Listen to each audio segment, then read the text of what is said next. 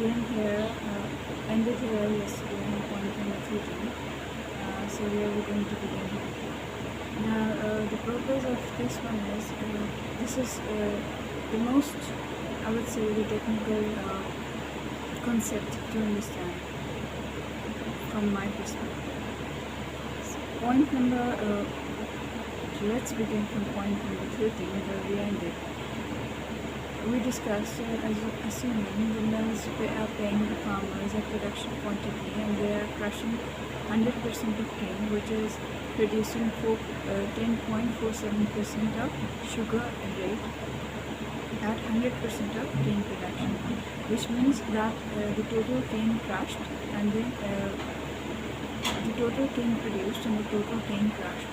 So when that is done, and then sugar is produced, so that sugar quantity produced is going to be considered with reference to the cane crushed and not the total quantity of the sugar cane produced, but the sugar cane crushed. So moving forward, now that point number 14 is something new today. It says, so when sugar recovery rate is multiplied with 40 kg of cane, it produces 4 plus kg of sugar, which is 10.47% into 40 is equals to 4.188 kgs. Now this is the most crucial point to understand. How? Let's see,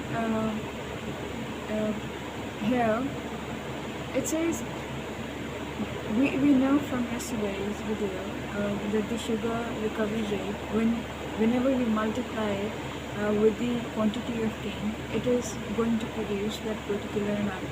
So let's say the sugar recovery rate is 10.47%, and when we multiply it with the whatever quantity of cane, here it is 40 kg of cane, you're going to get the quantity of sugar produced. That means the total sugar that is produced in reference to the quantity of cane and the sugar recovery rate.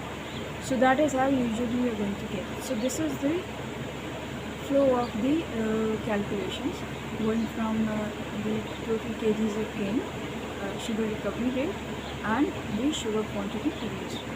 Now whenever we have some data, we have not always, we always do not have full data.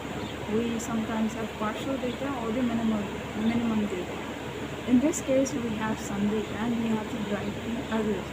So the thing to keep in mind is to be sure that the numbers that we derived, and then based on those derived numbers, when we further derived other numbers, so to the point to ensure is to know correctly the number which are derived initially on the first stage are correct, and we are applying the correct concept, and how it can go terribly wrong.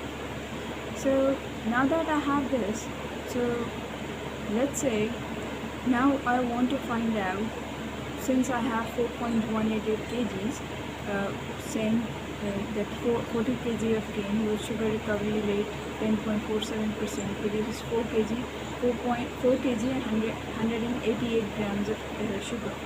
So now I say I have this number, let's find the per kg sugar. So when I divide 4.188 with 1, I'm going to get 1.047 here.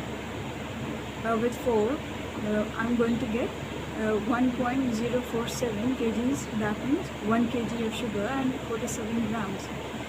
And then I say, see, I have basic numbers, 1 kgs and 47 grams of sugar is produced, and with the reference of sugar recovery rate of 10.47%. Now let's find out the quantity of canes that per kg sugar required. We know that 40 canes are required for 4 kg and 188 grams of sugar.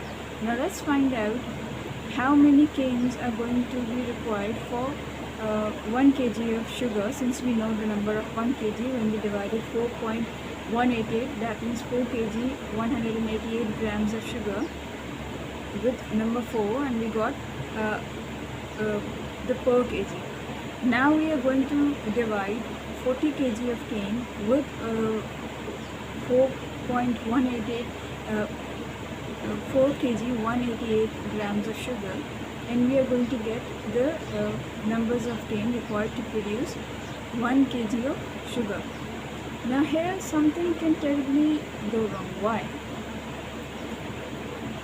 We got the sugar recovery rate, we had the quantity of cane, we found the sugar quantity, right? That stage was correct. Next stage, when we found out per kg of sugar by dividing 4 kg and 188 grams of sugar with 4, we got 1 kg of sugar. Okay, that is also fine. But on third stage, when we use that second derived number to the third one, when we try to find the quantity of cane for 1 kg of sugar here, what we did here, we divided total quantity of cane 40 kg with 4.188 4 kg 188 grams of sugar, and we got 9.55 canes. That means 9 sticks of canes, and 0.55 means half the stick of cane. So how this is, and when we say, since this 9.55 is the quantity of cane required to produce 1 kg of sugar. Now let's try to find out 4 kg of sugars will require how many canes with reference to this 9.55 numbers that is derived out of for 1 kg of sugar. So when we multiply this 9.55 with number 4, that is total quantity of sugar in kgs, 4 kgs of sugar. Since 9.55 of canes shows that it produces 1 kg of sugar. So when we multiply it with the 4, we are going to get 38.5 or 38.2 kgs of cane. That means it's a, with this reference of number, we are going to get 38.2 or 38.5 kg of cane, which would be incorrect, because we know that for 4 kg of sugar we need 40 kg of cane. So the solution to this would be to always consider, because we don't have the quantity. Now what is the logic here? We don't have the total quantity of cane in terms total data of cane, that we do not have the data of the variety of cane. It is highly possible that 40 kg of cane, which is producing 4.188 kg of sugar at the sugar recovery rate of 10.47%, it is highly possible that those 40 kg of canes here, these 40 kg of canes are of high quality or good quality. Therefore, at this sugar recovery rate, 10.47%, they are producing 4 kgs and 188 grams of sugar. So when we try to calculate in decimals with reference to the exact numbers, we are not going to get the results when we reverse calculate it. So always, to ensure that your calculations are correct, when you calculate first, you get the results, and then you calculate in reverse. When the results differ, just like here in this case as we discussed, it means that there is something missing in data. In this case, we found out we do not have the total data of the cane quality, total data of the cane in terms of not quantity but the quality of cane. So better, it is highly possible a normal cane produces, let's say 10 kgs of cane produces 1 kg of sugar, but a better quality of cane, let's say if there is a better quality of cane, so 10 kgs of cane would produce 1 kg of sugar and additional 47 grams. And when you scale it ahead further, those grams are going to increase and then eventually turns into kgs. So this was the essence of it all today, and we are going to read all these points so that it become clearer, and we are going to do that. tomorrow in next video. And because this is a very technical and detailed concept, it took me days to understand and correct this. So I'm just going to read the notes here and finish the video as soon as possible. So it says some numbers are known, others are derived. To ensure derived numbers from which new numbers are derived are the correct ones, so as to anchor them for the later calculations, just as we have discussed now. When all factors are not known or data is partial, consider basic units only, not the subunits. Example, kilograms, kgs, not grams.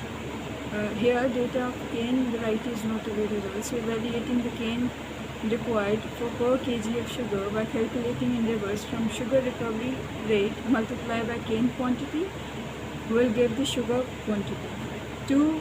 Sugar quantity divided by quantity of cane is equals to per kg of sugar, making the decimal numbers an anchor for other calculations would be incorrect. Instead, select estimates, full numbers such as 10 in this case.